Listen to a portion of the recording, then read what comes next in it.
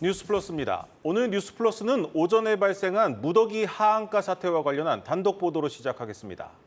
지난 4월 발생한 주가 폭락 사태와 비슷한 무더기 하한가 사태가 오늘 다시 발생한 가운데 한국경제TV가 그 배우로 의심받고 있는 투자 카페 운영자 강모 씨를 단독 인터뷰했습니다. 강모 씨는 증권사가 기존 대출을 연장해주지 않아 회원들이 전부 주식을 팔 수밖에 없는 상황이었다고 주장하고 있습니다.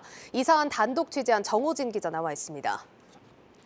정 기자, 일단 오늘 벌어진 하한가 사태 현재까지 취재가 된 내용부터 좀 정리를 해보죠. 네, 우선 상황을 한번 짚어보면 오늘 오전 11시 40분경부터 이 국내 유가증권 시장과 코스닥에 상장된 5개 종목이 무더기로 하한가를 기록했습니다. 네. 종목을 보시면 동일산업, 동일금속, 만호제강, 대한방직, 방림 이렇게 5개의 종목인데요. 이 기업들은 최근 3년여간 적게는 70%에서 많게는 200% 이상 주가가 오른 기업들이었습니다.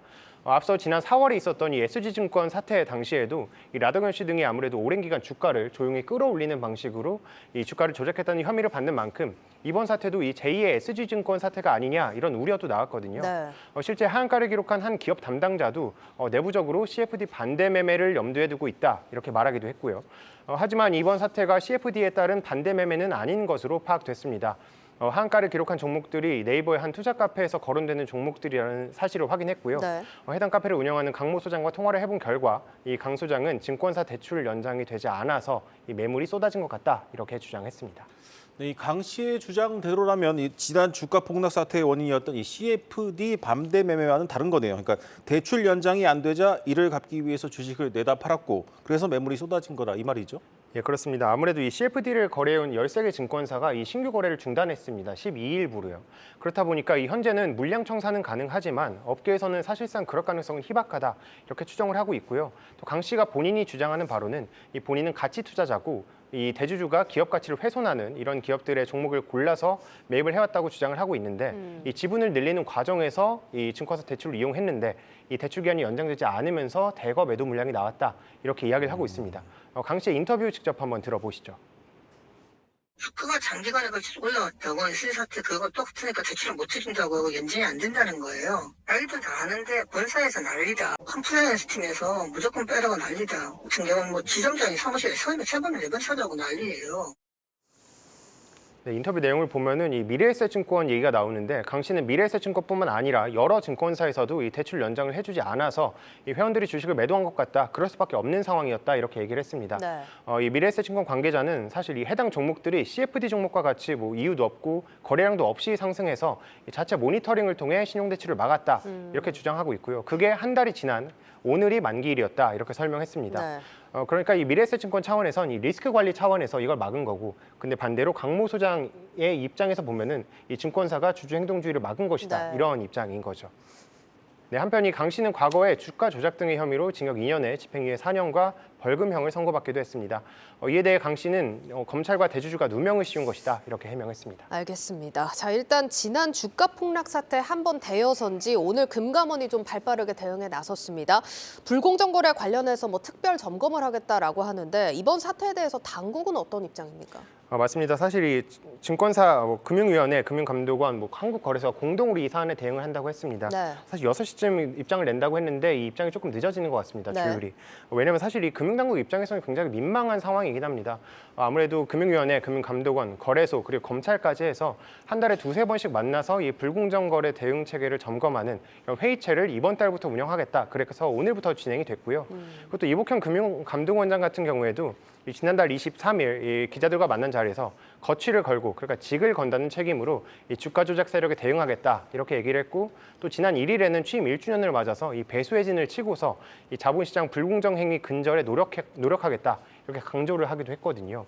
사실 이 같은 발언이 나온 지 채 한 달도 안 돼서 또다시 이렇게 무더기 하한가 사태가 벌어진 만큼 이 금융당국 입장에서 아무래도 부담이 굉장히 막심하다 예. 이렇게 볼 수 있겠고요. 또 지난번과 같은 CFD 사태가 아니었다고는 해도 결국 이번 사태도 투자자 손실로 이어질 수 있는 것이고 또 아직 하한가 물량이 많이 묶여 있기 때문에 내일도 해당 종목들의 하락세는 이어질 것으로 전망됩니다. 때문에 당국에서도 향후 투자자 손실을 최소화하기 위한 방안을 강구해야겠다 이렇게 보여집니다. 네, 잘 들었습니다. 이어서 오늘 주식시장 상황도 한번 점검해 보겠습니다. 박승환 기자가 나와 있습니다. 안녕하십니까. 박 기자, 먼저 오늘 하한가 사태가 벌어진 이 5개 종목부터 한번 정리를 해보죠. 예. 보시는 것은 이들 5개 지역의 3년치 차트입니다. 3년 전부터 오늘 거래일까지 대략 비슷적인 흐름을 보이고 있다는 걸 확인할 수 있으시죠. 심지어 박림과 동일금속, 만호제강은 지난해 12월 발생했던 눌림목 구간도 비슷한 모습을 보였습니다. 정확한 원인은 따져봐야겠지만 이들 종목을 둘러싼 부정행위가 있을 것이란 의심이 나오는 배경입니다. 그래서 이번 주제 냄새가 난다, 아시아 최대 낙폭으로 잡았습니다. 최저가에 걸려있는 매도 물량이 대한박직과 동일금속이 19만 주, 박림은 130만 주에 달하기 때문에 내일에도 추가적인 하락은 불가피할 것으로 예상됩니다. 이처럼 유가증권 시장에서 4종목, 코스닥에서 한 종목이 하한가를 기록하는 사이 두 시장 모두 무너지는 모습을 보였습니다. 외국인과 기관의 순매도에 코스닥은 지난 3월 14일 이후 3달 만에 최대 낙폭을 기록하며 오늘 거래를 마쳤습니다. 예, 오늘 우리 시장이 아시아 주요 증시 가운데서도 가장 큰 폭으로 떨어졌습니다. 물론 이슈는 있었지만 특히 이렇게 하락폭이 더 큰 이유는 뭐라고 봐야 됩니까? 여러 가지 예가 있겠지만 가장 큰 이유는 반도체에 집중됐던 투심이 분산되고 있기 때문입니다. 삼성전자나 SK하이닉스, LG에너지솔루션에 몰리던 투자금이 실제로 다른 종목으로 나눠지고 있는 모습이 확인되고 있는데요. 오늘까지 최근 일주일과 지난 일주일 외국인의 순매수 상위 10개 종목을 비교해보면 현대차, 루트로닉, JYP 엔터 등이 추가됐습니다. 반도체와 배터리 일색에서 자동차, 의료, 엔터로 포트폴리오가 다양해진 셈이죠. 대형주들이 우리 증시에서 차지하는 비중이 높은 만큼 지수 전체가 주춤할 수 있다는 우려가 나오는 이유인데요. 실제로 오늘 거래에서 삼성전자와 SK하이닉스, LG에너지솔루션 모두 하락 마감했습니다. 코스닥 대장주 에코프로비엠과 에코프로, LNF도 10% 안팎의 낙폭을 보였습니다. 반면 현대차와 기아, JYP 엔터는 상승 마감했는데요. 이처럼 당분간 키 맞추기가 진행되면서 다시 주도주 상세로 돌아설 수 있다는 분석입니다.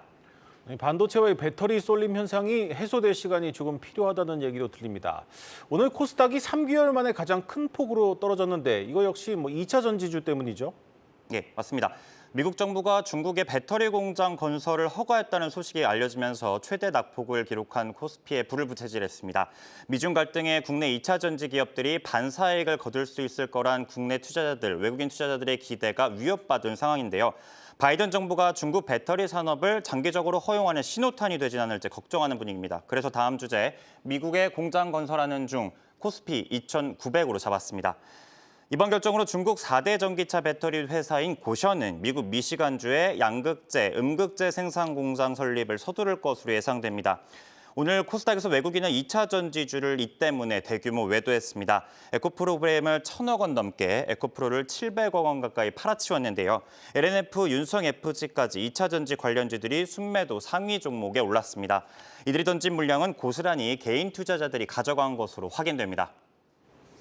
예, 이런 가운데 FOMC가 또 내일 새벽으로 다가왔습니다. 우리 시간으로 새벽 3시경에 미국 기준금리가 발표될 예정인데 지금 동결 가능성이 압도적으로 높죠.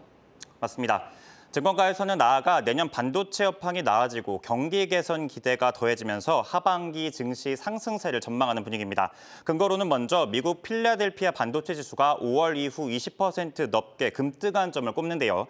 메리츠 증권은 내년 기업들의 이익 증가를 고려하면 하반기 증시 상승 동력은 충분하다며 코스피 지수 적정선으로 2,900을 제시했습니다. 증시가 일시 조정될 가능성은 있지만 큰 변동은 없을 것이라는 의견이 지배적인 거죠. 다만 미국 CPI를 자세히 살펴보면 물가 지표가 둔화된 건 에너지 가격이 떨어진 덕분이지 중고차 가격이나 주거비 상승률 등 상품 고물가는 여전한 점으로 확인됩니다. 긴축이 끝날 수 없다는 분석이 나오는 이유인데요. SK증권은 6월 FOMC에서 금리 인상을 중단하겠으나 그 이후에 추가 인상은 가능하다고 봅니다. 키움증권은 6월 금리 동결 확률은 91.9%라면서 다만 7월 인상 확률은 60%대로 여전히 높은 수준이라고 전망했습니다. 잘 들었습니다. 증권부 박승환 기자였습니다.